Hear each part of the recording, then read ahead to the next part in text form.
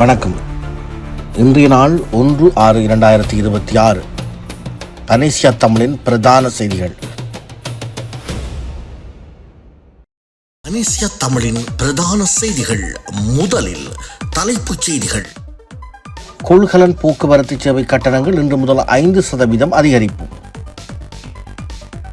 பாலியல் அத்துமீறலுக்குள்ளான சிறுமிக்கு நீதி கோரி வவுனியாவில் ஆர்ப்பாட்டம்.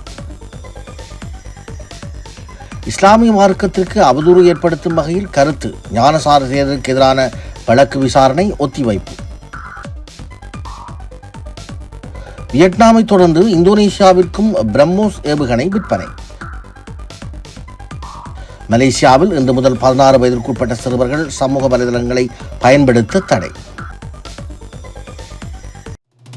தொடர்வது விரிவான செய்திகள். முதலில் தாயக செய்திகள். ஆளும் கட்சியான தேசிய மக்கள் சக்தியின் முக்கியஸ்தர்கள் ஆடம்பரமான வாழ்க்கை முறை ஒன்றுக்கு மாறியுள்ளதாக பத்ரமுல்லை சீலரத்ன தேரர் கடுமையாக விமர்சித்துள்ளார். மக்களுக்கு துன்பத்தை விளைவித்து ஆடம்பரமான வாழ்க்கையை வாழ்ந்து வருகின்றனர் என்று பத்ரமுல்லை சீலரத்ன தேரர் குறிப்பிட்டுள்ளார். மக்களை ஆட்சிக்கு கொண்டு வந்த இந்த அரசாங்கம் மக்களுக்கு உண்மையாகவே எதையும் கொடுப்பதில்லை. இப்போது எண்ணெய் விலை பல மடங்கு உயர்த்தப்பட்டுள்ளது. சாமானிய மக்கள் ஒரு கோப்பை தேநீர் அருந்த, ஒரு ரொட்டி சாப்பிட, கொஞ்சம் சோறு சாப்பிட எப்படி முடியும்? இதுபோன்ற பல கேள்விகள் எழுகின்றன. நீங்கள் என்ன சாப்பிட்டாலும் எங்களுக்கு கவலை இல்லை. எங்களிடம் அதிகாரம் இருக்கிறது. அந்த அதிகாரத்தை பயன்படுத்தி எங்களுக்கு எதிராக செயற்படுகின்றவர்களை சிறையில் அடைப்போம் என்பதே அரசாங்கத்தின் தற்போதைய நிலைப்பாடாக உள்ளது. எனவே தற்போதைய அரசாங்கத்தின் தலைவர்களே, நினைவில் கொள்ளுங்கள், இந்த நாட்டை அழித்து விடாதீர்கள். மக்களின் சாபம் உங்களை சும்மா விடாது என்றும் பத்ரமுல்ல சீலரத்ன தேரர் தொடர்ந்தும் விமர்சித்துள்ளார். சுற்றுலா விசாவை பயன்படுத்தி இலங்கையர்களை துபாய் மற்றும் மோல்டோவா நாடுகளுக்கு வேலைக்காக அனுப்பி வைத்த துபாய் சுத்தா என்ற ரத்தேடிகே நெசாங்க பிரியதர்சன என்பவரை இலங்கை வெளிநாட்டு வேலை வாய்ப்பு பணியகத்தின் விசேட விசாரணை பிரிவின் போலீஸ் குழுவினர் கைது செய்துள்ளனர். சந்தேக நபர் வெளிநாடு சென்றிருந்த நிலையில் மீண்டும் நாட்டிற்கு திரும்பியவர் என்பதுடன் அவர் கடுவலை பகுதியில் தங்கியிருப்பதாக கிடைத்த தகவலின் பேரில் அவரை கைது செய்ய சென்றபோது விசாரணை அதிகாரிகளை தவிர்த்து தனது தனிப்பட்ட காரில் தப்பியோட முயன்ற போதே சந்தேக நபர் கைது செய்யப்பட்டுள்ளார். அத்துடன் சந்தேக நபர் இதற்கு முன்னரும் பணியகத்தில் கைது செய்யப்பட்டு பிணையில் விடுவிக்கப்பட்டவர் என்பதும் குறிப்பிடத்தக்கது. கொள்கலன் போக்குவரத்து சேவை கட்டணங்கள் இன்று திங்கட்கிழமை முதல் 5% உயர்த்தப்பட்டுள்ளன. அகில இலங்கை கொள்கலன் போக்குவரத்து வாகன உரிமையாளர்கள் சங்கம் கட்டண உயர்வை அறிவித்துள்ளது. கொள்கலன் போக்குவரத்து வாகனங்கள் டீசல்களிலேயே இயங்குவதனால் இந்த விலை உயர்வு அதிகரித்துள்ளதாக போக்குவரத்து உரிமையாளர்கள் சுட்டிக்காட்டியுள்ளனர். இன்று முதல் அமலுக்கு வந்துள்ள இந்த 5% கொள்கலன் கட்டண உயர்வு காரணமாக கொழும்பு துறைமுகத்தில் இருந்து நாட்டின் ஏனைய பகுதிகளுக்கு கொண்டு செல்லப்படும் அத்தியாவசிய இறக்குமதி பொருட்கள் மற்றும் வெளிநாடுகளுக்கு அனுப்பப்படும் ஏற்றுமதி பொருட்களுக்கான செலவு அதிகரிக்கும். இதன் காரணமாக வரும் நாட்களில் சந்தையில் நுகர்பொருட்களின் விலைகள் மேலும் உயரக்கூடும் என பொருளாதார வல்லுநர்கள் கவலை வெளியிட்டுள்ளனர். வெசாக் பண்டிகை காலத்தில் இடையூறு விளைவிக்கும் வகையில் பாதுகாப்பற்ற முறையிலும் வாகனம் செலுத்திய குற்றச்சாட்டில் 50க்கும் மேற்பட்ட மோட்டார் சைக்கிள்கள் பறிமுதல் செய்யப்பட்டுள்ளன. அந்த மோட்டார் சைக்கிள்களில் பதிவு எண்கள் இல்லாமலும் மாற்றியமைக்கப்பட்ட சைலன்சர்கள் பொருத்தப்பட்டு அதிவேக சத்தத்தை ஏற்படுத்தியும் பக்கவாட்டு கண்ணாடிகள் இல்லாமலும் இயக்கப்பட்டிருப்பதாக களுத்துறை வடக்கு காவல்துறையினர் தெரிவித்துள்ளனர். இஸ்லாமிய மார்க்கத்திற்கு அவதூறு ஏற்படுத்தும் வகையில் கருத்து வெளியிட்டதாக கூறப்படும் சம்பவம் தொடர்பில் பொதுபலசேனா அமைப்பின் பொதுச் செயலாளர் கரகுடாத்தே ஞானசார தேரருக்கு எதிரான வழக்கின் விசாரணை திகதியை நிர்ணயிப்பதற்காக எதிர்வரும் ஜூன் மாதம் 26ஆம் நாள் அழைக்குமாறு கொழும்பு மேல் நீதிமன்றம் உத்தரவிட்டுள்ளது. இஸ்லாமிய மார்க்கத்திற்கு அவதூறு ஏற்படுத்தும் வகையில் கருத்து வெளியிட்டதாக கூறி சட்டம் அதிபரினால் அவருக்கு எதிராக வழக்கு தாக்கல் செய்யப்பட்டிருந்தது. இந்த வழக்கு இன்று பரிசீலிக்கப்பட்ட போது பிரதிவாதியான ஞானசார தேரர் நீதிமன்றத்தில் முன்னிலையாகியிருந்தார். இதனைத் தொடர்ந்து பூர்வாங்க வழக்கு விசாரணை நிறைவு செய்த மேல் நீதிமன்ற நீதிபதி புத்திக சி ராகல வழக்கின் விசாரணை திகதியை நிர்ணயிப்பதற்காக அதனை ஜூன் மாதம் 26ஆம் திகதி அழைக்குமாறு உத்தரவிட்டார்.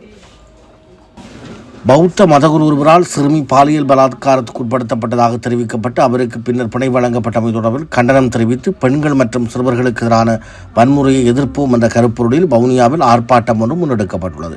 வவுனியா மக்கள் அமைப்பினால் முன்னெடுக்கப்பட்ட இந்த ஆர்ப்பாட்டத்தில் மத குரு தொடர்பான வாசகங்கள் எழுதப்பட்டிருந்ததோடு பௌத்த பிக்குவுக்கு எதிரான கோஷங்களும் எழுப்பப்பட்டிருந்தமையும் குறிப்பிடத்தக்கது. குறித்த ஆர்ப்பாட்டத்தில் முன்னாள் வன்னி பாராளுமன்ற உறுப்பினர் சிவசக்தி ஆனந்தன், முன்னாள் மாகாண சபை உறுப்பினர் செந்தில்நாதன், மயூரன் மற்றும் இளைஞர்கள் ஜோதிகா என சிலர் கலந்து கொண்டிருந்தனர். அம்பாறையில் சிறுமி ஒருவரை தகாத முறைக்கு உட்படுத்திய குற்றச்சாட்டில் மௌலவி ஒருவர் கைது செய்யப்பட்டுள்ளார். குறித்த சந்தேக நபரான மௌலவி தப்பிச் சென்றிருந்த நிலையில் பின்னர் சட்டத்தரணி ஒருவரின் ஊடாக அம்பாறை நீதிவான் நீதிமன்றத்தில் சரணடைந்துள்ளார். இதனையடுத்து இவர் ஜூன் 3ஆம் தேதி வரை விளக்கமறியலில் வைக்கப்பட்டுள்ளார். தொடர்வது இந்திய செய்திகள். வியட்நாமை தொடர்ந்து இந்தோனேசியாவிற்கும் இந்தியாவிற்கும் அதிநவீன பிரம்மோஸ் சூப்பர்சோனிக் குரூஸ் ஏவுகணையை ஏற்றுமதி செய்வதற்கான ஒப்பந்தம் இறுதிக்கட்டத்தை எட்டியுள்ளதாக மத்திய பாதுகாப்புத்துறை செயலாளர் ராஜேஷ்குமார் சிங் தெரிவித்துள்ளார். சிங்கப்பூரில் நடைபெற்ற சாங்க்ரிலா பாதுகாப்பு உச்சி மாநாட்டில் பங்கேற்ற போது அவர் குறித்த தகவலை தெரிவித்துள்ளார். அதன்படி வியட்நாம் நாட்டுடனான பிரம்மோஸ் ஏவுகணை விற்பனை ஒப்பந்தம் ஏற்கனவே கையெழுத்தாகிவிட்டது. எனினும் இது குறித்த அதிகாரப்பூர்வ அறிவிப்பு இன்னும் பொதுவெளியில் வெளியிடப்படவில்லை எனவும், இதேபோல இந்தோனேசியா நாட்டுடனான பேச்சுவார்த்தையும் சுமூகமாக முடிவடையும் நிலையில் உள்ளது எனவும், விரைவில் அந்த ஒப்பந்தம் இறுதி செய்யப்படும் எனவும் தெரிவித்தார். தொடர்வது உலகச் செய்திகள். மலேசியாவில் இன்று முதல் 16 வயதுக்குட்பட்ட சிறுவர்கள் சமூக வலைதளங்களை பயன்படுத்த தடை விதிக்கப்பட்டுள்ளது. குழந்தைகளின் ஆன்லைன் பாதுகாப்பை உறுதிப்படுத்தும் முயற்சியின் ஒரு பகுதியாக இந்த முயற்சி மலேசிய அரசு எடுத்திருக்கிறது. அதன்படி சமூக வலைதளங்களை பயன்படுத்த கட்டாயமாக வயது சரிபார்ப்பு முறைகளை செயல்படுத்த வேண்டும் மற்றும் 16 வயதுக்குட்பட்டோர் கணக்கு தொடங்குவதை தடுக்க வேண்டும் ஆகிய விதிமுறைகள் கொண்டுவரப்பட்டுள்ளன. அதாவது ஃபேஸ்புக், இன்ஸ்டாகிராம், டிக்டாக் மற்றும் யூடியூப் போன்ற 8 மில்லியனுக்கும் அதிகமான பயனர்களை கொண்ட தளங்களுக்கு இந்த விதி பொருந்தும். விதிகளை பின்பற்ற தவறும் நிறுவனங்களுக்கு ரூபாய் 24 கோடி வரையில் அபராதம் விதிக்கப்படலாம். ஆஸ்திரேலியா, பிரேசில் மற்றும் இந்தோனேசியா போன்ற நாடுகளுக்கும் ஏற்கனவே இதுபோன்ற கட்டுப்பாடுகளை அறிமுகப்படுத்தியுள்ளன. பிரிட்டன், பிரான்ஸ் மற்றும் தென்கொரியா போன்ற நாடுகள் 16 வயதிற்குட்பட்ட சிறுவர் சிறுமியர் சமூக வலைதளங்களை பயன்படுத்த தடை விதிப்பது குறித்து பரிசீலனை செய்து வருகின்றன. இது குறித்து மெட்டா நிறுவனத்தின் கொள்கை இயக்குனர் கிளாரா கோ கூறுகையில், இத்தகைய முழுமையான தடை 11 வயதினரை முறைப்படுத்தாத இணைய பக்கங்களுக்கு தள்ளிவிடும் என்று எச்சரித்துள்ளார். இத்துடன் பனேசியா தமிழின் பிரதான செய்திகள் நிறைவு பெறுகிறது. செய்திகளை தொடர்ந்து பார்வையிட www.panesiatamil.tv என்ற இணையதளத்தை பார்வையிடவும்.